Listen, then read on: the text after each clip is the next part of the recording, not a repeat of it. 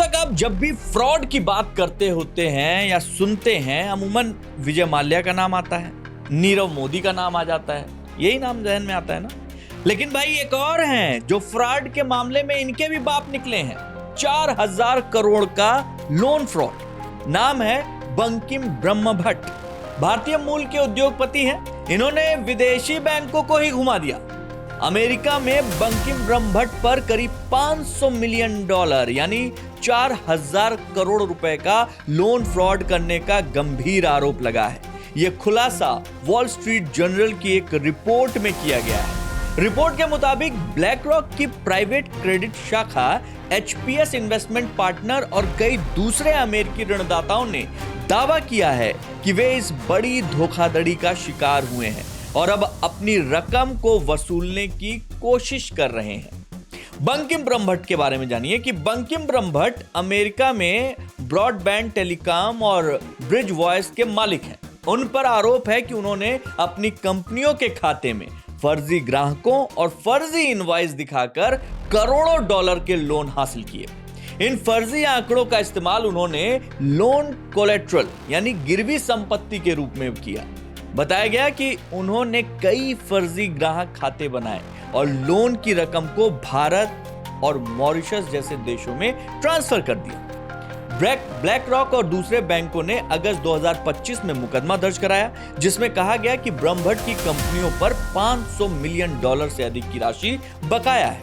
उसी महीने ब्रह्मभट्ट ने 12 अगस्त को खुद को दिवालिया घोषित कर दिया और उनकी कंपनियों ने चैप्टर 11 के तहत पुनर्गठन की प्रक्रिया शुरू कर दी। यह मामला उस समय सामने आया जब ब्लैक रॉक ने अभी हाल ही में HPS इन्वेस्टमेंट पार्टनर का अधिग्रहण किया, तब वो निजी ऋण बाजार में विस्तार कर सके, ये उसकी ख्वाहिश थी। फ्रांसीसी बैंक BNP परिबास ने भी इन लोन का आधा हिस्सा फाइनेंस किया था। HPS ने पहली बार सितंबर 2020 में ब्रह्मभट्ट की कंपनी को लोन दिया था और अगस्त 2024 तक उसकी कुल एक्सपोजर राशि 430 मिलियन तक पहुंच चुकी थी। फर्जी ईमेल और ऑडिट में जब खुलासा हुआ तो लोन प्रक्रिया जब शुरू हुई थी तो HPS ने डेलॉयट को कंपनी की जांच के लिए नियुक्त किया। बाद में एक और company accounting firm I CBIZ और उससे कहा गया कि जो एनुअल ऑडिट होता है वो करवाइए। जुलाई 2025 में HPS के एक कर्मचारी ने कुछ संदिग्ध ईमेल ID देखे जो कथित तौर पर ग्राहकों से जुड़ी थी। जांच में पाया गया कि ये फर्जी डोमेन से बनाए गए हैं जो असली टेलीकॉम कंपनियों की नकल कर रहे थे। जब ये जानकारी ब्रह्मभट्ट को दी गई तो उन्होंने कहा कि अरे ये छोटी मोटी गलती है और फिर बाद में फोन उठाना ही बंद कर दिया, जवाब देना ही बंद कर दिया। HPS ने एक अधिकारी जब न्यूयॉर्क के गार्डन सिटी स्थित जो ऑफिस था वहां पहुंचा तो वहां के दफ्तर बंद मिले, एरिया सुनसान मिला। आसपास के लोगों से जब पूछताछ हुई तो पता चला भैया हफ्तों से कोई नहीं आया यहाँ पे। बंकिम ब्रह्मभट्ट बैंकाई ग्रुप के संस्थापक हैं और टेलीकॉम उद्योग में करीब 30 से अधिक सालों का अनुभव रखते हैं। उनकी कंपनियां दुनिया भर में टेलीकॉम कंपनियों को इंफ्रास्ट्रक्चर और नेटवर्क सेवाएं देती है। रिपोर्ट में बताया गया कि धोखाधड़ी सामने आने के बाद उनका जो लिंक्डइन प्रोफाइल है उसको हटा दिया गया।